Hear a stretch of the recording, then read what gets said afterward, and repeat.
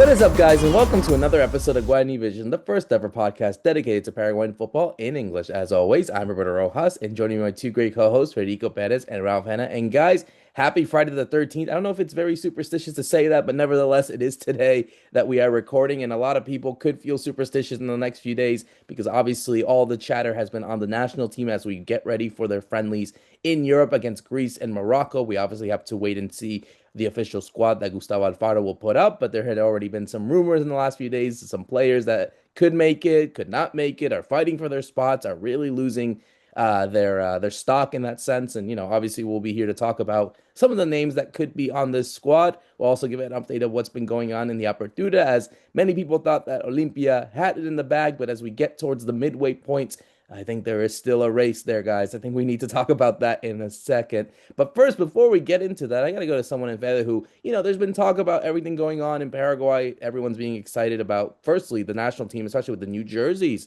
The new jerseys are expected to be announced next week. We'll obviously discuss that, of course, when it gets official. But, I need to go to you on a more personal level, Fede. I'm not going to talk about these jerseys yet or Robert Harrison making it or anything else. I gotta tell you, how does it feel to see your player score 83 points in a game? Oh, that was a special one, Roberto. I didn't know you were going to talk about basketball from the beginning of the show, but that was a good one. Hi, Roberto. Hi, to Ralph. Hi, to everyone listening to Guarani Vision. Yeah, you're talking about Bam Adebayo and breaking a certain record, a certain Kobe Bryant record. That was out of this world. That was probably the highlight of my week because I am a Miami Heat fan, guys. So I pretty much watch every single Miami Heat game, and that was a one of the special ones that I've seen. I don't know in these last 2 3 years, I would say, ever since that last final. But whatever. Let's move on. Let's talk about football. Let's talk about Paraguayan football. That's what we're here for. And definitely got a lot of stuff to talk about, guys. It was a week.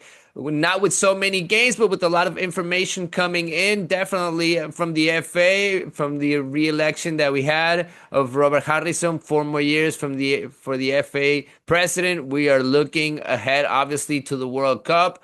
Gustavo Alfaro was there. He even got hit by the FA president. Everybody wants the list, he said at a certain point.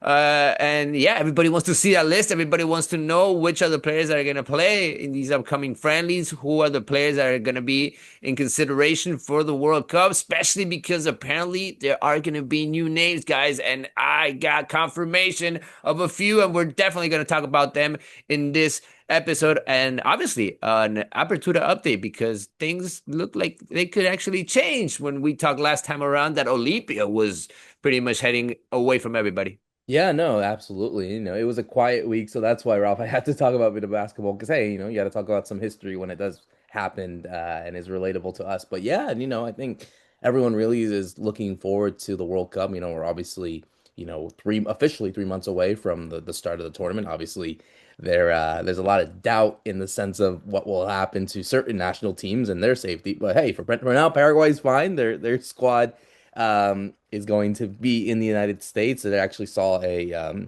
rumor from Robert Harrison saying they want to actually play a friendly in Los Angeles right before the World Cup. So, that could be potentially Paraguay staying put in California for quite some time. We've been talking also off the air of what could happen to them if they finish the group. So that could be a month of California for Paraguay if all goes well. But nevertheless, yeah, we got to talk about what's been going on with the Apertura, what we've been seeing, and it looks like it's not Olympia's to lose at this point. Maybe we still have some drama towards the midway point of the season. Yeah, that's right. Hi to everybody watching and listening. We got a strange game week last week because there just weren't many goals. If you look at all those games, we got a lot of 1-1 draws, including Olimpia, who surprised by tying their game. And I think Cerro was the only team that scored 2 goals, which was the very first game of the Saturday at the weekend. And so this kind of Cerro scoring 2 goals, which one, came late on. But that's put them in this kind of more positive position than maybe when we were talking a week ago because the differences are small, right? They've gone from 6 points to 4 points in one weekend. What's gonna stop them going from 4 to 2 this weekend if Olympia drop points, drew again and they win? So suddenly we're seeing that maybe there's a bit more to this title race than we originally thought. And meanwhile, Libertad are just there starting to pick up those wins, but only a 1-0 win this time, but starting to pick up those wins. And so the things are opening up a bit more than we thought. But you always have to be careful with the with the group stages of one of Sudamericana and particularly Libertadores. It starts to drag people's attention away. And I think that draw is coming up very soon. They always do the draw in the CONMEBOL headquarters in Luque in Paraguay. And so that will be coming up soon. And that's really going to set the tone, I guess, for this Apertura, at least from Cerro's point of view, that they're playing group stages. Libertad too, but I think particularly for Cerro, as they're starting to close the gap again on Olimpia, they might have that distraction, which Olimpia is not going to have at the same kind of level. They've got the Sudamericana, that's true, which is also group stage, but it's not going to be the same kind of distraction as Cerro always have with their obsession for the Libertadores. Yeah, the draw is actually next Thursday on the 19th, so we obviously have to keep an eye on that and see what happens there, and we'll discuss it as we always do here on Guarani Vision. But yeah, I think we got to go to the Apertura because we did see some results for on the weekend, or at least seeing what we saw in all those games. Obviously, the big one was Cerro Porteño beating Guarani, a big performance from Cecilio Dominguez, really getting his form back on the Cedro side. And then the big one I think everyone was talking about was Olimpia drawing points to a winless San Lorenzo, the only team not to win a single game in the Apertura right now. This is the only draw this is the one of the only two draws that they had this season. So it's a big shock, I would say, especially with an Olimpia team that, was flying, that was doing well. I mean, yes, they're still unbeaten and they will still obviously feel confident towards heading in towards the midway point of the season. But you know, uh, this is kind of it gives some optimism, I think, to Cerro because obviously now looking into this weekend, Olimpia have to play Recoleta, Recoleta side that also have been kind of flourishing and right there in the top four. They're in fourth place with 13 points. Cerro Porteño take on Trinidense, so a team that's a bit more lower, but Olimpia can't afford to drop more points because, hey, if they do it again, even if they were to, let's say they lose and then Cedro win, then the gap gets shortened to 1 point, and then that's when the pressure really gets up for Vitamina Sanchez and their team. So I think it's gonna be interesting to see what Cedro can do, especially with Jorge Baba really trying to focus the squad moving forward. But Olimpia can't afford to drop more points. No, obviously not, Roberto, because the other teams will eventually catch up. And, we're closing up to that first half of the tournament, and you're still feeling like Olympia is on the driving seat. You still feel like Olympia depends on themselves, like that they still have a lot to develop and evolve as a team. Yeah, you're seeing Ruben Lescano just, getting used to his new plays. You're seeing certain players establishing in their spots. But the weird thing from Olympia, at least from the fans and from what I've heard, what they've criticizes the rotation from the coach, just not maintaining a starting 11. So as of right now, we don't really know what the starting 11 of Olympia is, but you do know 6, 7 players, I would say, are the base of this team. I think we saw, especially in the Super Classico, but it is going to come down probably to reading the games correctly and definitely having different styles of play. You can't always count on having spaces around you, and when you have these teams that play more defensively, and these are the teams that have given Olimpia a hard time. We talked about this on the last episode. I remember Ralph mentioned that game against Rubio New. It happened against Trinidense also. When Olimpia has to make spaces for themselves, create spaces, and have that creativeness in midfield, they have trouble, and they have the pressure of obviously erasing everything that happened in 2025 with a championship in this 2026. So I think they're playing for that, and it's nice to see the competition. It's nice to see Cerro Porteño, after what happened in the Super Clásico, turn her around, and things look a little bit better right now with Cecilia starting to come back, with other players getting better from their injuries, because that's been probably their main problem, right? A whole bunch of injuries in this first half of the Apertura. I don't know if that will happen again as they start to have the double competition, play Libertadores and play the Clausura. I think they'll have problems if the injuries just keep on coming. So as of right now, I do think the advantage is totally for Olympia. Is Cerro Porteño, Nacional, Libertad, the teams that have to catch up, and maybe a surprise from Recoleta. I think this is a team that's going to take points from the big teams. At home, they do really well, and they're really motivated with everything that's going to happen with them in Libertadores. This is going to be probably the new team there, right? With everybody talking about them in the draw. This is going to be one of the new teams that we're going to see in the pots, and the players must be very excited on the practices, on the everyday. They must be really feeling good about themselves and thinking about what they can do in this Apertura. They do really good against the big teams. You talked about Chinidense facing Cerro, Olimpia facing Recoleta. These are two teams that they barely beat last year. Yeah, and it was been I mean, just going to Olympia Fest has been that case of they've found it very hard. We were saying in the last episode, right, to really beat teams well. They were winning games, lots of 1-0s, or winning by one goal, and they're finding it very hard to maybe just really like overrun those teams. And it was the same story against San Lorenzo, who had just come off a 7-0 defeat to Libertad. So you're kind of thinking this is a team of any team that you can score a few goals past. It would be San Lorenzo. But to Fede's point, Olimpia found it really hard with they started Sandoval up front, which is I think a big surprise. I don't think he'd even started a game until now. Sebas Ferreira on the bench, Alcaraz on the bench. These players that have been doing well.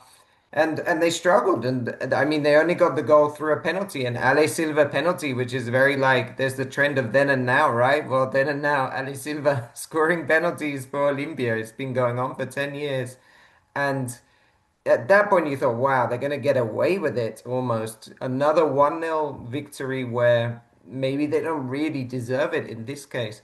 But credit to San Lorenzo that didn't give up until the end, and I think it's quite late on. It's like the 87th, 88th minute that they get the free kick and put the free kick in and Cáceres scores the equalizer. And you thought this Olympia that had been pretty much doing everything to win, they finally got caught out on this game. And so the big question is this just a blip or are we going to see this repeated? Because there could be a lack of confidence in Olympia saying, wow, maybe we got lucky. We were just winning these games. Maybe it's not because we're a championship team. So I think it's a big moment for them this weekend and maybe the big test for Vitamina Sanchez of how he manages this group, how he gets the morale back after tying with the bottom team, the team that's going to get relegated. And so I think that's a big challenge. And then for Cerro is very interesting because I can't remember really that we have this positive moment with Cecilio for such a long time, but also like it was such a good moment for Bava because he made the right substitutions at the right time, which I think we haven't always seen.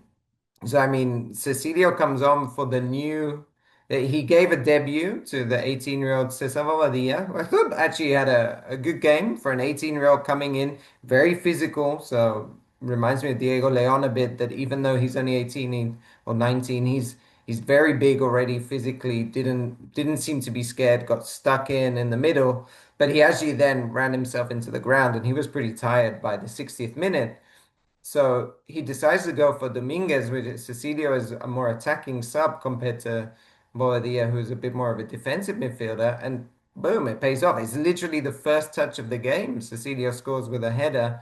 Um, and you just saw immediately, okay, this has worked. And we saw the penalty then late on, which was an interesting one, right? Because I don't know if you guys saw Cecilio Dominguez and Jonathan Torres were fighting over that penalty.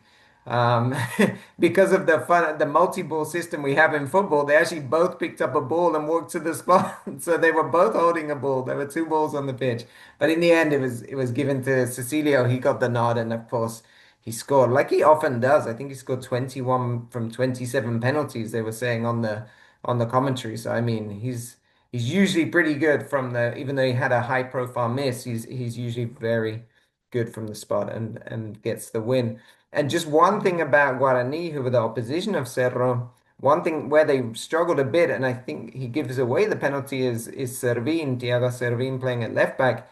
Remember, he's only playing there because they just sold Alexandro Maidana Talleres, and this has been the story for Guarani, who were the vice champions. They've sold so many players, so many good players. They keep producing and selling, but now the squad's at a point where they really are finding it hard to compete because they're selling all their best players and they can't buy anybody in because they're building a new stadium. They really don't have the finances. So Cerro won that game, but also because the Guarani team is not the Guarani team we were watching last year.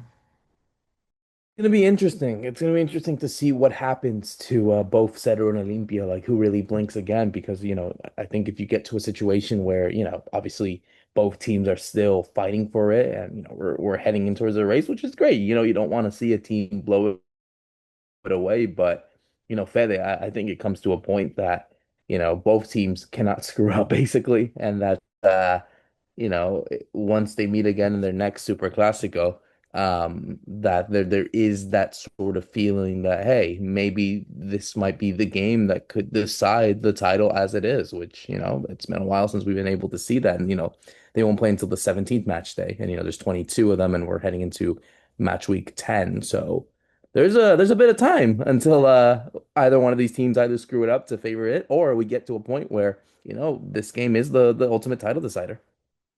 I actually hope it builds up to that, to a super classico that could define the title, or especially or mainly for these two big teams to fight for the title. We haven't seen that in a while. In the in you know, and I really hope that happens, because that would mean that Cerro is also in it in the Libertadores. That would mean that, Olimpia is also in it in the Sudamericana, because these are two teams that are going to be in the international stage also, but it's not going to be easy to maintain, the concentration, the level in both tournaments. That's where I'm thinking that eventually one of these two teams is going to have to let go of the local tournament. And I think Olimpia is the one that, as of right now, looks like they have the edge, because, they rotate players and they have everybody playing. As for Cerro, it's the injuries and having to use a lot of the young players, really good young players, but most of them don't look ready yet. You're putting them because you need somebody out there more than because they won a spot over. And Jorge Baba is under pressure, especially playing at home.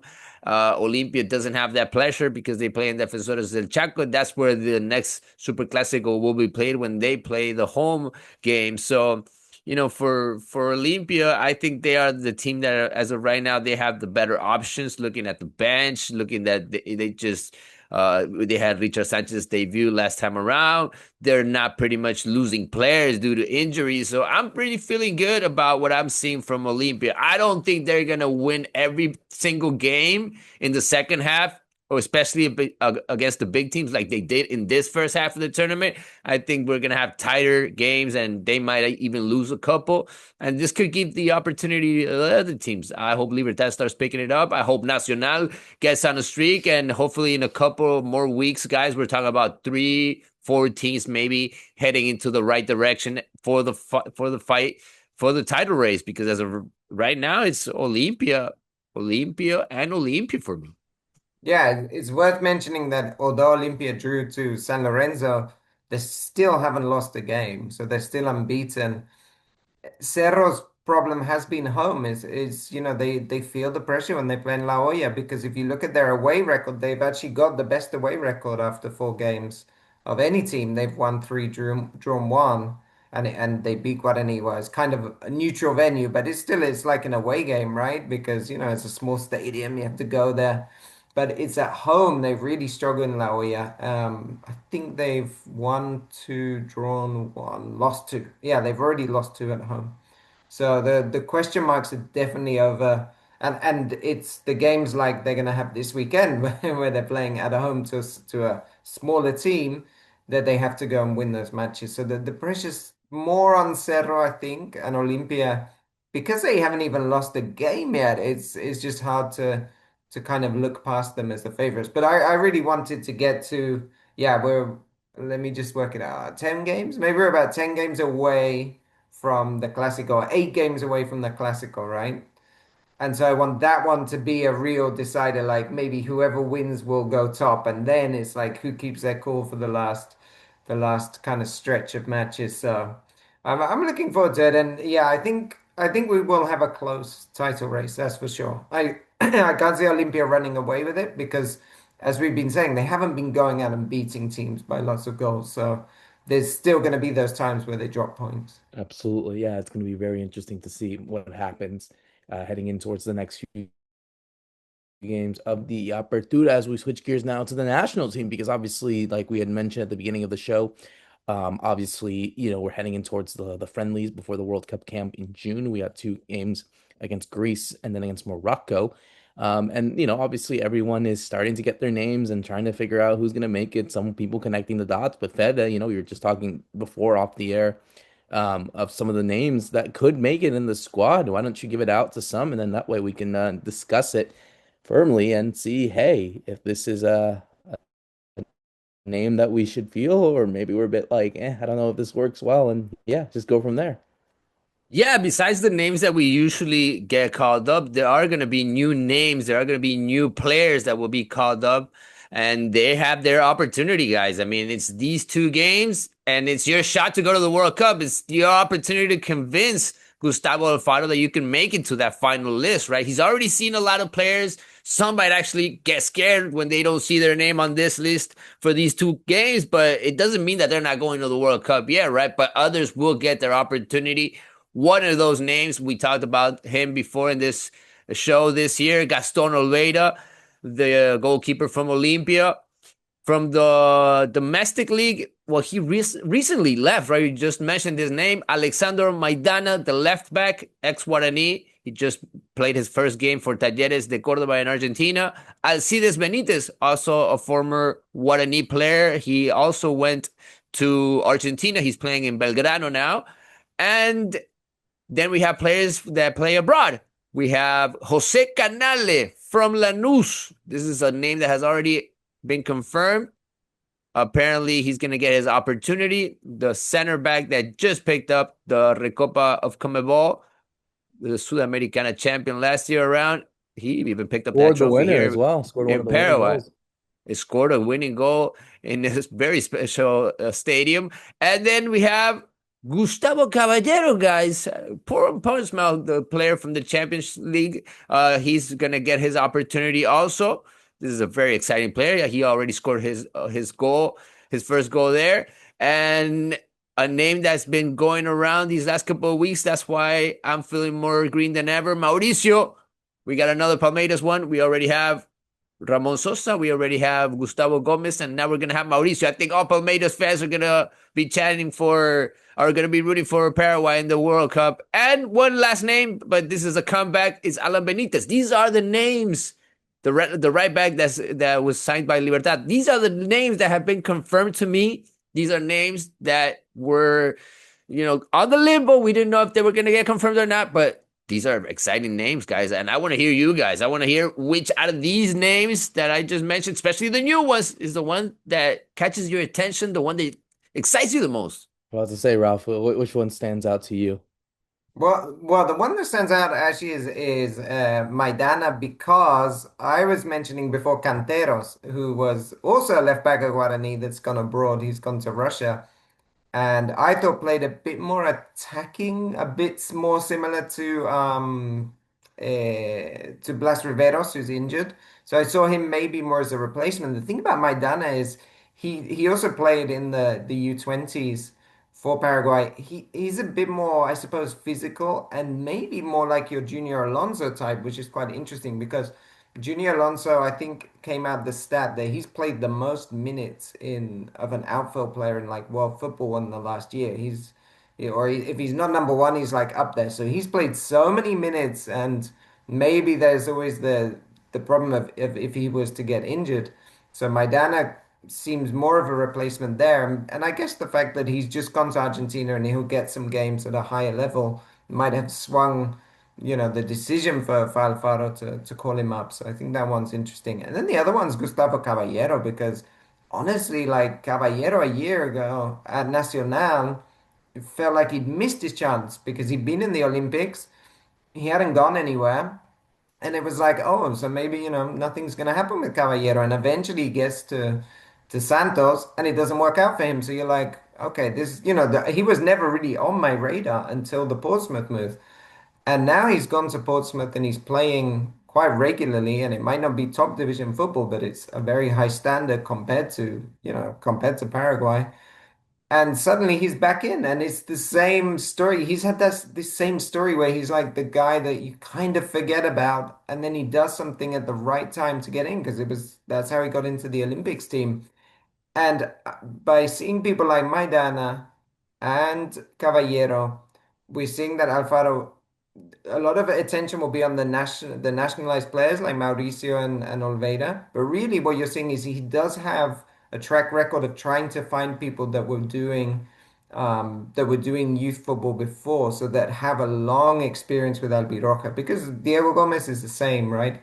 Enciso is the same. So there is that like strand of, let's make sure we have players that have been through the system and know what it is to represent Paraguay, along with the kind of players we need to cherry pick because because we need that kind of cover at goalkeeper in midfield, which is what they've done with Mauricio and with Olveira. So I'm very interested by especially Caballero and Maidana. I'm gonna go here and say I think the one I'm interested in is Mauricio because I feel like this was something that, not really anyone talked about until maybe the last month or so. That, he is Paraguayan due to his parents, and that obviously it is something that doesn't typically happen in terms of a Brazilian playing for Paraguay. The only other exception was Carlos Guarani. And, obviously you feel if though Fede that there are always certain exceptions you would say to players who obviously want to play for Paraguay, especially with the World Cup coming, and this is an opportunity that once the national team did qualify, we saw several names be rumored to have a Paraguayan family member or something just to say, hey, I want to play at the World Cup. A lot of Argentines, Uruguayans, Brazilians in this case now. So I'm curious about him because I think with Mauricio that there is that level of that he's an enigma that we don't know that most of the country that unless you do watch Palmeiras on a frequent basis to see Ramon to see Gustavo that most of the country had never even seen him play because the only connection that he has with Paraguay is due to his parents, and I think there is that fascination to so to say in comparison to the other guys that you mentioned that there were people that saw him that we saw these guys in in the local league or whatever. But I think the mystery of Mauricio, especially with a player that is so versatile that you can play him on any sort of front. You can play him as a winger, you can play him in the 10 role, you can play him in the midfield, you can play him anywhere basically in that side that attacking midfield point. I think the fascination of what he is able to provide is going to be interesting. And we'll obviously have to wait and see in the confirmation of him, but I think that's the one I'm looking forward to. There's other players like you said, Gustavo Caballero, obviously there's players like Gaston Olveira. I think that's a big one I think we need to talk about. It's like him making that sort of move, him being officially Paraguayan just months before before the World Cup, and then obviously weeks before the call-ups. Surely this will mean that he will get some sort of playing time in those two games. Yeah, nobody can take the dream away from any of these guys, right? To get their opportunity in the World Cup, to convince the coach, and even to play. Why not, right? I mean, out of this names that we're mentioning, for me, there's two names that stand out, especially thinking about the starting 11.